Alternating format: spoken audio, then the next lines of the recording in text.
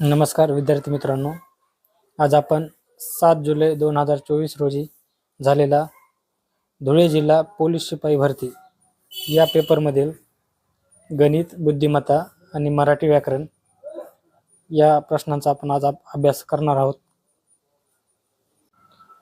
त्यामधील आता हे पहिला प्रश्न. आपल्याला काय करायचे, दशांशची बेरीज करायची. आता बघा इथं काय दिलेलं आहे, 0.01.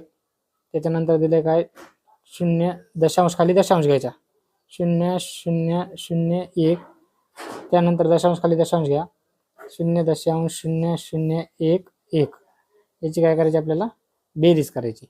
बघा 1 1 परत 1 1 0 0 आणि 0 0.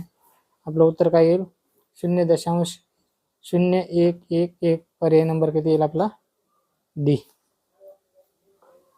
सॉरी, आपले गणित गलत झाले. 1 आणि 1 इथं 2 होतात. पर्याय नंबर 4 नाही, आपला पर्याय नंबर 3 येईल. त्यानंतर पुढचा प्रश्न बघा, काय दिले की आपल्याला 1/3 अधिक x बरोबर 1/2. तर x ची किंमत काढायची आपल्याला. तर काय होईल, दोन्हीची बेरीज केल्याच्या नंतर किती येणार आहे, 1/2 येणार आहे. तर बघा हे x जागेवर राहील, 1/2.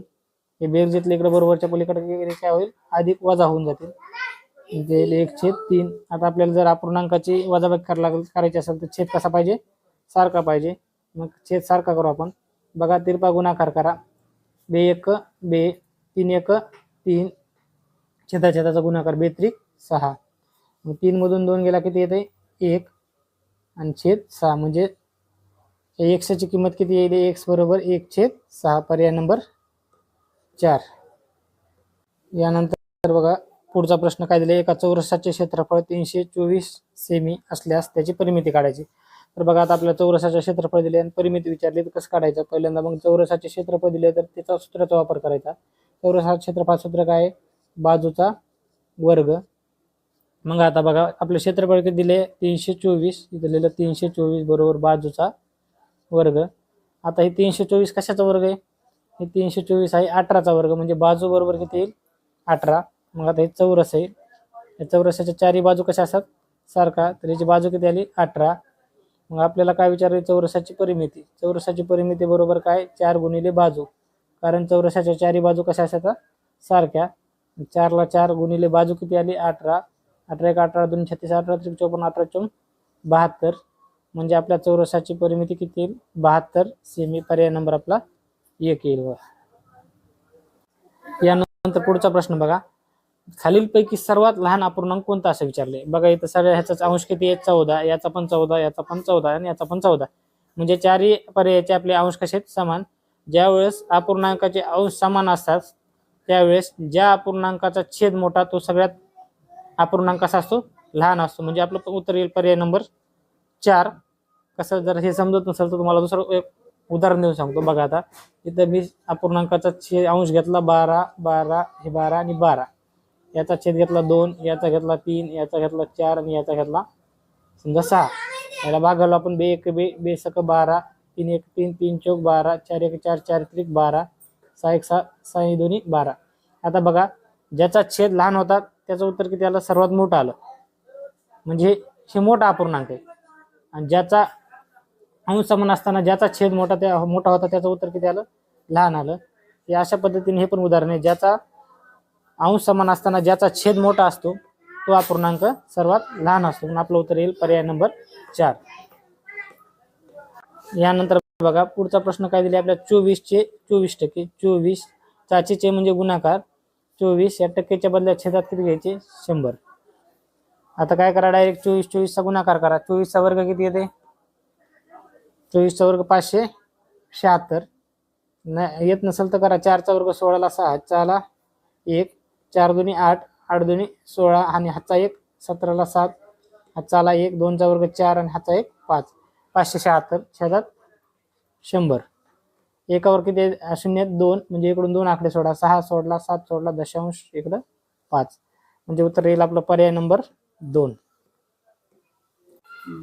नंतर काय दिले बघा, पुढचा प्रश्न आपल्याला गुणाकार करायचा आहे. 8324 गुणिले 321. आता 1 न जर समजा कोणत्याही संख्येला गुणाकार केला तर तेवढी संख्या येणार आहे, 4 2 3 आणि 8.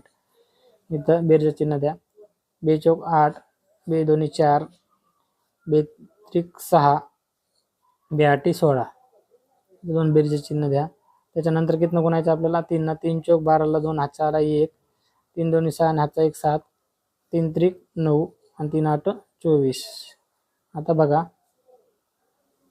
4 अशी 4, 8 आणि 2 10ला 0 हातचा आला 1, 4 आणि 3 7 आणि 2 9 हातचा 1 10ला 0 हातचा आला 1. आता बघा उत्तर आपलं आलेलं आहे डायरेक्ट. काय इथं काय दिलंय शेवटी 0 0 4 आले. इथं कुठं आले 0 0 4? पर्याय नंबर 1 मध्ये आले. पूर्ण आपल्याला हे गुणाकाराची बेरीज करत बसायची गरज नाही, आपला तेवढा वेळ वाचेल.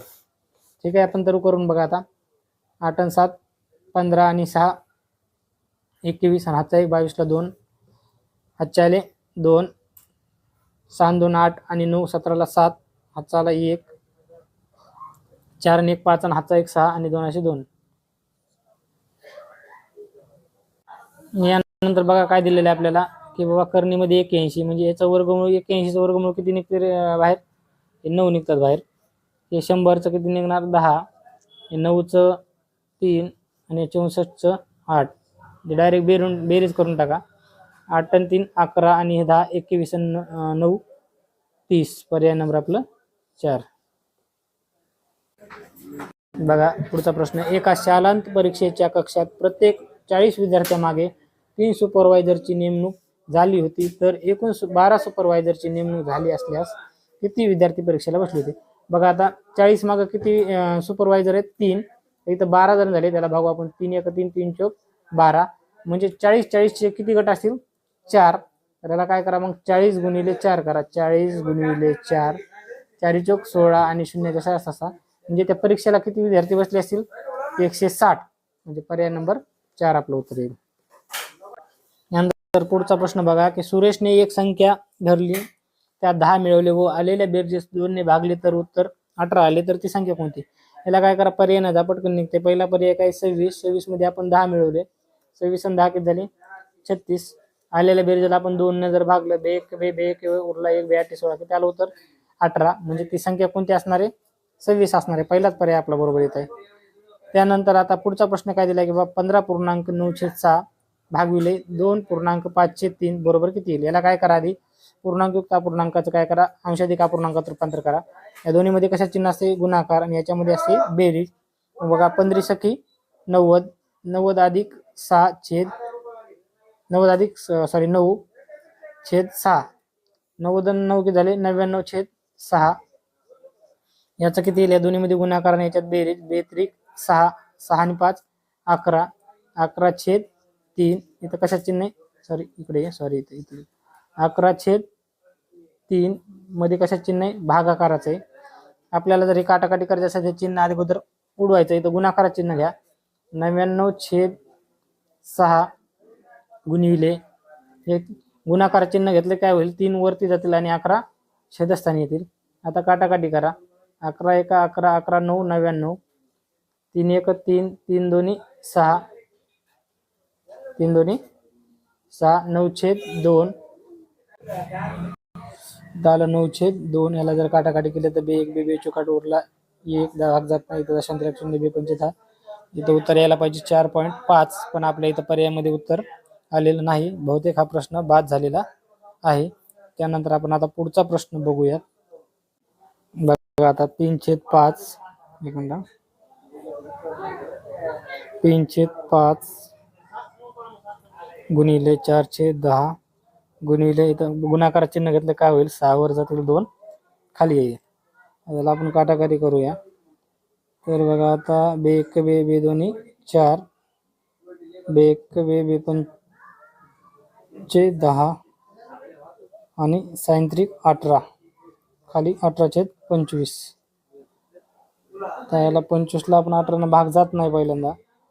मग काय होईल? शून्याचा भागवलं, शून्याचा भागातला किती काय येईल? 80.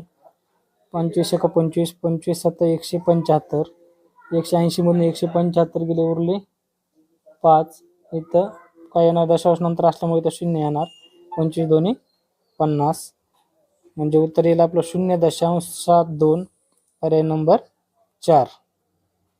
यानंतर पुढचा प्रश्न बघा काय दिले? 27 गुणिले 7 भागिले 9 अधिक 6 वजा 2 बरोबर किती येईल? इथं 2 3 क्रिया दिसतात म्हणजे पदावली. बघा आपण इकडे मांडून घेऊ. 27 गुणिले 7 भागिले 9 आपण ह्याला असं पण लिहू शकतात. अधिक 6 वजा 2. आता बघा अधिकांचे भागू बेव कंस याच्यामध्ये नाही आहे. मग आता काय करायचं? अगोदर भागाकार करा. 9 1 9 9 त्रिक 27. नंतर राहिलं काय? 3 गुणिले 7 अधिक 6 वजा 2. आता भागाकार झाल्यानंतर आता काय करा? गुणाकार. कंचे भागू भागाकार पुन्हा गुणाकार नंतर बेरीज नंतर वजाबाकी. 3 7 21. आपण नंतर करा आता बेरीज. 21 आणि 6 झाले 27 वजा 2. उत्तर येईल आपलं 25. पर्याय नंबर 4 आपलं उत्तर येईल बघा. यानंतर बघा आपल्याला काय काढायचे? 5832. याचं काय काढायचे आपल्याला? घनमूळ काढायचे. घनमूळ जर बघा आता तुम्हाला सोपं सांगतो घनमूळ कसं काढायचं. 1 चा घन किती? 1. 2 चा 4. 3 चा 9 सॉरी 2 चा 8. 3 चा 27. 4 चा 64. 5 चा 125. 6 चा 216. 7 चा 343. 8 चा 512. 9 चा 729 आणि 10 चा 1000. तुम्ही जरी निरीक्षण केलं तुम्हाला असं दिसेल की बघा एका संख्येच्या एकक स्थानी एकदाच एक एक आकडा येते बघा. इथं बघा 1 2 3 4 5 6 7 8 9 आणि 0 सगळेच येते. डबल कोणतेच आकडा येत नाही. जसं की बघा आता इथं 8 एकदा झाला, इथं 7 4 5 6 असा डबल अंक येत नाही एकक स्थानला. तर आता बघा आपल्याला काढायचं इथे 5832चं घनमूळ काढायचे. त्याच्या आधी बघा 10चं जर घनमूळ घेतलं तर किती येते? 1000. आणि 20चं जर घेतलं आपण तर काय येणार? 2 चा घन 8 आणि हे 3दा गुणाकार असल्यामुळे घनामध्ये त्याचं येणार 8000. तर आपल्याला एवढं याच्यावरून समजून येते की हे जे आपलं ह्याचं हे कोणत्या संख्येचा गुण आहे? एक तर 10 ते 20च्या मधल्या संख्येचा गुण आहे. म्हणजे इथं 21 आणि 22 हे ऑप्शन दोन्ही पण काय होणार? आता कॅन्सल होणार. आपलं एक तर उत्तर येणार 18 आणि इथं नाहीतर 16. आता याच्यामध्ये एकच बघायचं आपण की 8च्या घनाच्या एकक स्थानाला किती येते? 2 आणि 6च्या घनाच्या एकक स्थानाला किती येते बघा बरं? 6. तर मग हे 6 तर येणार, हे 16 तर येणार नाही. म्हणजे आपलं उत्तर येईल पर्याय नंबर 1 18. यानंतर बघा काय विचारले? 500 कोटी म्हणजे 5 वर किती शून्य? आता मांडू आपण. एकक, दशक, शतक, हजार, 10,000, लक्ष, दशलक्ष, कोटी, 10 कोटी, हे अब्ज. आता बघा आपल्याला कोटी म्हणलं इथं जर 5 घेतले असते आपले 5 कोटी झाले असते. इथं 5 घेतले तर 50 कोटी होतील. इथं जर 5 घेतले आता किती झाले? 500 कोटी झाले. आणि आपल्याला विचारले की आता त्याच्यावर 5 वर किती शून्य? इथं मोजा 1 2 3 4 5 6 7 8 9. म्हणजे इथं आपलं पर्याय नंबर येईल 4. यानंतर बघा आता पुढचा प्रश्न काय? 2 क्रमवार संख्येचा गुणाकार 552 असेल तर त्यापैकी मोठी संख्या कोणती? इथं बघायचं 552च्या अगोदरची कोणती वर्ग संख्या आहे आपली? 529. 529 कशाचा वर्ग आहे? 23चा. म्हणजे 23 गुणिले 24 करून बघा. 24 त्रिकोण 72 ला 2 हात 40 7 24 2 48 आणि 7 किती झाले? 55. म्हणजे ही लहानी संख्या आपल्याला कोणती विचारली? त्यापैकी मोठी संख्या कोणती? तर मोठी संख्या कोणती असणार आहे? 24. पर्याय नंबर आपला 1 येईल बघा. यानंतर बघा पुढचा प्रश्न की 600 चे 18.5% किती येतात? बघा 600 चे ताचेचे म्हणजे गुणाकार 18.5% बदल्यात छेदात 100. आता जर बघितलं तुम्ही दशांश तर किती अंकावरी 1, त्याच्या बदल्यात 1 शून्य द्यायचं खाली. हे दशांश काय होईल? कॅन्सल होऊन जाईल. हे 2 शून्य कटले, हे 2 कटले. आता काय होईल? 2 त्रिक 6 2 पंचे 10. त्याला पण 2 काटला. आता 5 1 5 5 त्रिक 15. 18 मधून 15 गेले उरले 3 झाले 35. 5 7 35. आता खाली काहीच राहिलं नाही. वरती किती राहिले? 3 गुणिले 37. मग 3 7 21 ला 1 हातचे आले 2 3 त्रिक 9 2 11. म्हणजे उत्तर येईल आपलं 111. पर्याय नंबर 2. आता पुढचा प्रश्न काय दिलाय? एक काम 12 माणसे 16 दिवसात करतात तर तेच काम 8 माणसे किती दिवसात करतात? असं जर तेच काम असेल तर काय करायचं? वरच्या वरच्याचं काय करायचं? गुणाकार करायचा आणि छेदात दुसऱ्या लाईन मधल्यानं भागायचं. 8 1 8 8 2 16 आणि 12 2 24. म्हणजे आपलं इथे पर्याय नंबर 1 उत्तर. त्याच्यानंतर आता काय दिले आपल्याला पुढचा प्रश्न की 12 13 18 19 23 यांची काय काढायची आपल्याला? सरासरी. सरासरी म्हणलं काय करायचे? त्या दिलेल्या संख्येत त्यांची काय करायची? बेरीज करायची आणि त्या एकूण संख्या किती येतात तेवढ्याने त्याला भागायचं. आता किती येतात संख्या? 1 2 3 4 5 हे 5 घ्यायच्या छेदस्थानी. आता बेरीज करू आपण. 9 3 12, 12 8 20, 20 आणि 3 23 आणि 2 25 ला 5 हातचे आले 2. काय होणार 2 आणि 1 3 4 5 6 आणि हातचे 2 8 85. याला भागविले 5, 5 1 5, 5 1 5 उरले 3, 5 7 32. म्हणजे या संख्येची सरासरी किती येईल 17. पर्याय नंबर 1 येईल आपलं उत्तर या ठिकाणी. बघा पुढचा प्रश्न काय दिलाय की आपल्याला 400 अधिक 60 भागिले 2 असं लिहा. 400 अधिक 60 भागिले 2 वजा 12 गुणिले 6. हे काय पदावली. याला काय करायचं कंचे भागू बेवणं सोडून द्यायचं. त्यात आपल्याला काय कंस नाही. या भागाकार करा आधी. बे 1 बे बेत्रिक 6 बे 0 0. 400 अधिक 30 वजा 12 गुणिले 6. आता भागाकार झाला. आता काय करायचं गुणाकार अगोदर. 12 सक 72. नंतर भागाकार झाल्याच्या नंतर काय गुणाकार झाल्यानंतर काय करायची बेरीज. 400 अधिक 30 किती झाले 430. 430 मधून 72 काढून टाकायचे. 430 वजा 72. इथं बघा शून्यातून 2 निघत नाही. 1 दिला 10 झाले. इथं राहिले 2. 10 मधून 2 गेले 8. 2 मधून 7 जर नाही 1 दिला झाले 12. इथं राहिले 3. 12 मधून 7 गेले 5 आणि 3 अशी 3. म्हणजे उत्तर येईल आपलं 358. पर्याय नंबर किती येईल 2.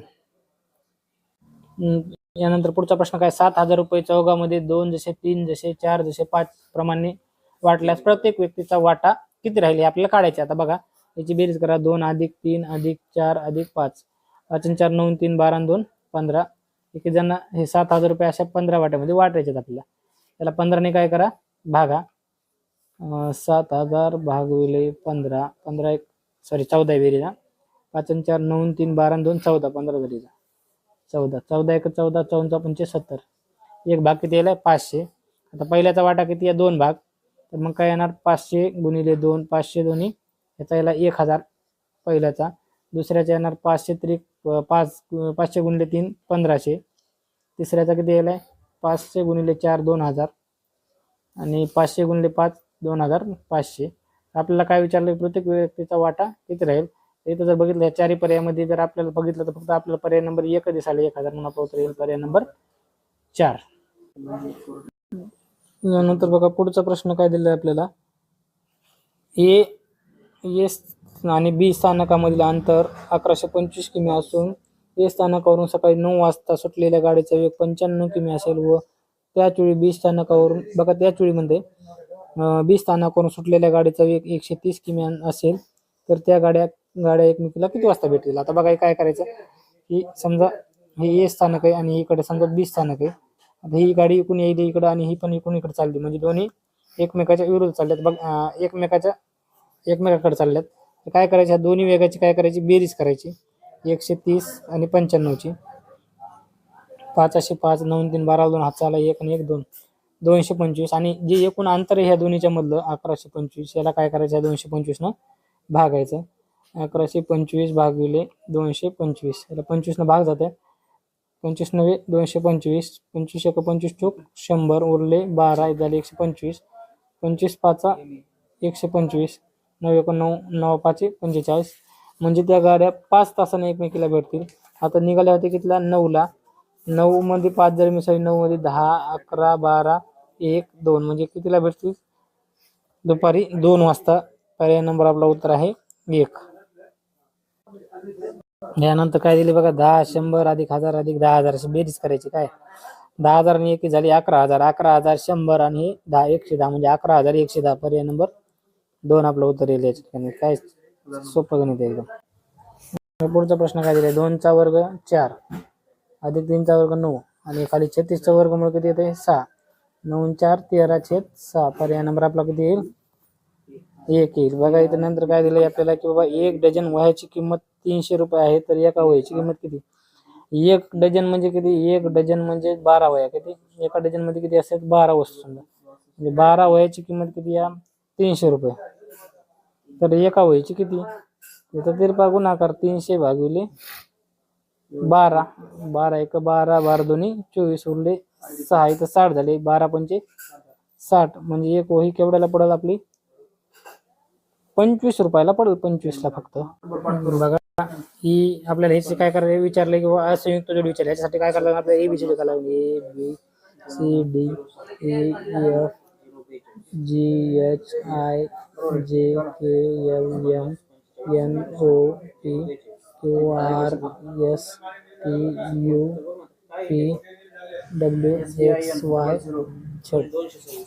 छान. तर बघा आपल्याला काय विचारलंय की बाबा ई च्या खाली बघा बरं व्ही येईल का, आलं राईट. एफ च्या खाली यू येईल, बरोबर येईल.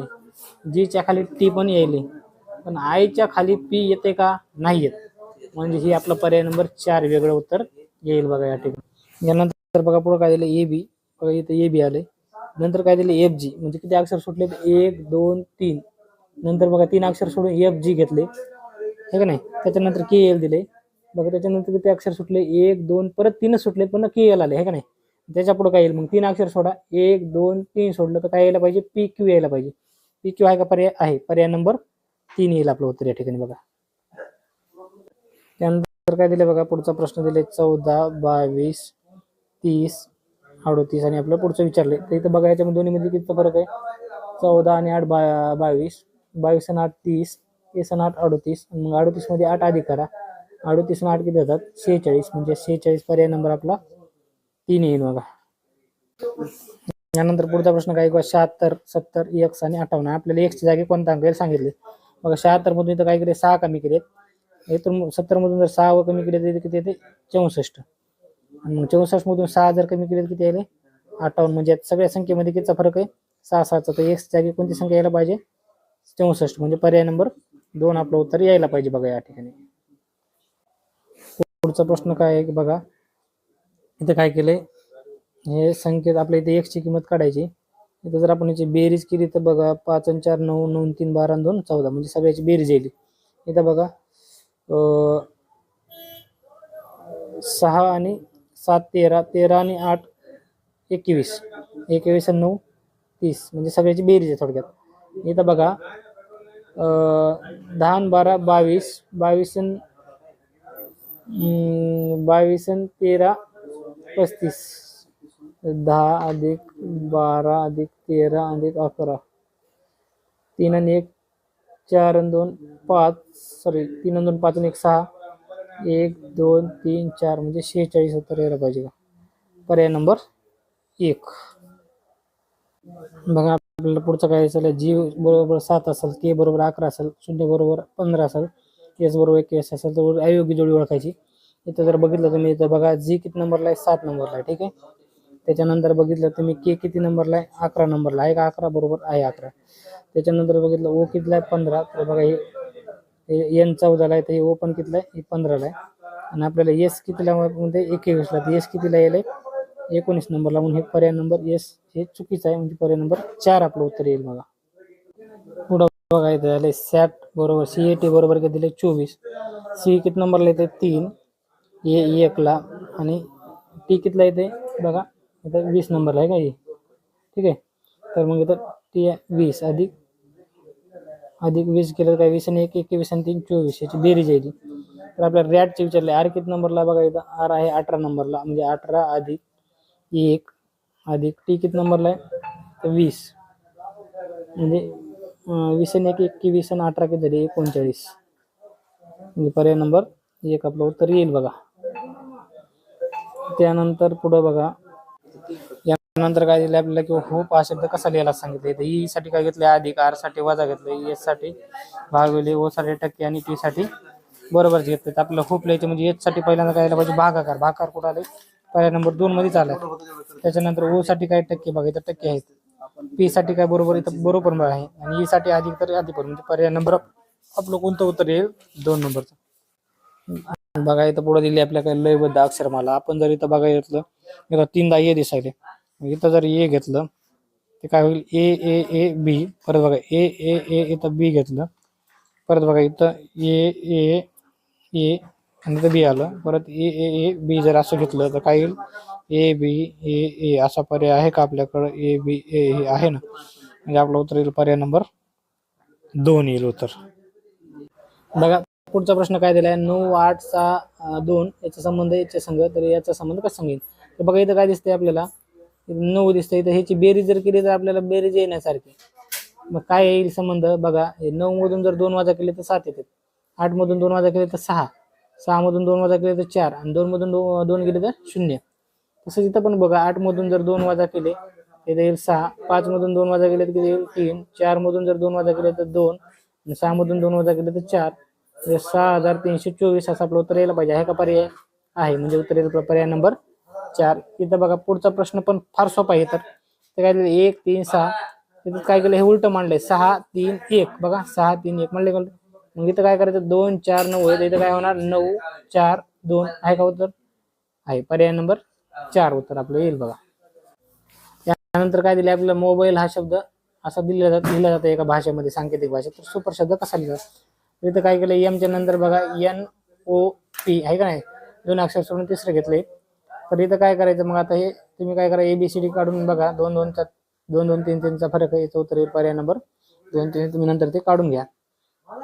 इथं बघा पुढचा प्रश्न काय झाला आहे की एका रांगेत अमित 21व्या स्थानावर उभा आहे व राकेश त्याच्या मागे 5व्या स्थानावर उभा आहे. आता अमित किती आहे समजा 21 इथून लाईन घेतली तर 21व्या स्थानावर कोण उभा आहे? अमित.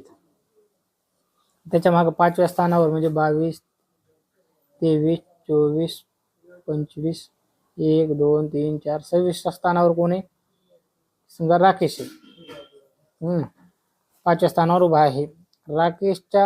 राकेश रांगेच्या मागून 10व्या स्थानावर उभा असेल तर खालीलपैकी कोणते विधान ओळखायचे योग्य आहे ते ओळखायचे आपल्याला.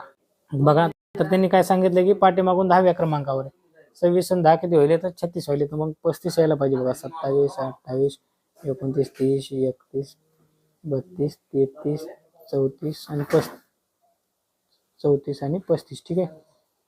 आता बघा 1 2 3 4 5 6 7 8 9 10 म्हणजे त्या रांगेमध्ये किती असायला पाहिजे? 35 जण उभे असायला पाहिजे. इथं दिले राकेश 26व्या स्थानावर उभा आहे. ठीक आहे. त्यांनी काय विचारलंय की तर राकेश रांगेच्या मागून 10व्या स्थानावर उभा असेल तर खालीलपैकी कोणते विधान योग्य आहे ते आपल्याला ओळखायचं आहे. इथं बघा राकेश 26व्या स्थानावर उभा आहे, पहिलं विधान बरोबर आहे. रांगेत एकूण 35 जण उभे आहेत, हे पण बरोबर आहे. अमित मागून 15व्या क्रमांकावर उभा आहे. आता राकेश किती आहे? 10व्या आहे. तर बघा 11 12 13 14 15 म्हणजे अमित तिसरं पण विधान बरोबर आहे. म्हणजे वरील सर्वच विधाने बरोबर आहेत. मग आता पुढचा प्रश्न काय दिला आहे की या दोन्हीचा संबंध या मधल्या संख्या काहीतरी आहे, आपल्याला याची एक्सची किंमत काढायची आहे. तर जर काढायचं म्हणलं तर बघा 49 मधून जर 24 वजा केले, 49 24 केले किती राहतात? 25. 86 मधून समजा 19 वजा केले तर किती राहतात? 67. तसंच मग आता 310 मधून जर आपण 102 जर वजा केले तर इथं शून्य राहिला. 10 मधून 2 गेले 8, शून्याला 0 आणि 3 मधून गेला 2 म्हणजे उत्तर येईल आपलं 208. पर्याय नंबर 1. बघा पुढचा काय दिले बघा. दिशा सांगतो तुम्हाला पहिल्यांदा. इथं वरती उत्तर, खाली दक्षिण, इथं पूर्व आणि इकडं पश्चिम अशी दिशा असते.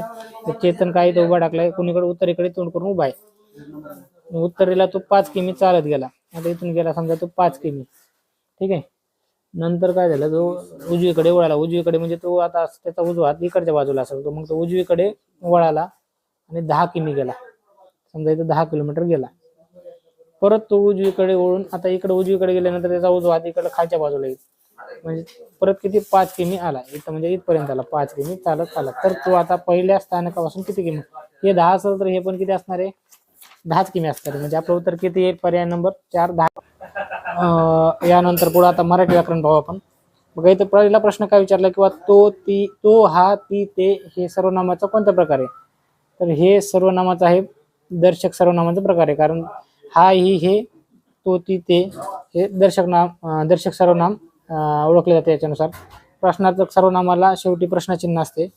सामान्य सर्वनामाला अनिश्चित सर्वनाम असे म्हटले जाते. त्याला प्रश्नार्थक शब्दाचाच वापर केला जातो, पण ह्याच्या शेवटी प्रश्नचिन्ह नसते. आणि पुरुषवाचक सर्वनाम हा ही हे सॉरी मी तो हा त्याच्यानुसार असते. सर्वनामाचे एकूण प्रकार 6 पडतात. याच्यामध्ये 2 आले नाहीत. एक आत्मवाचक सर्वनाम आणि एक संबंधी सर्वनाम, हे 2 आलेले नाहीत.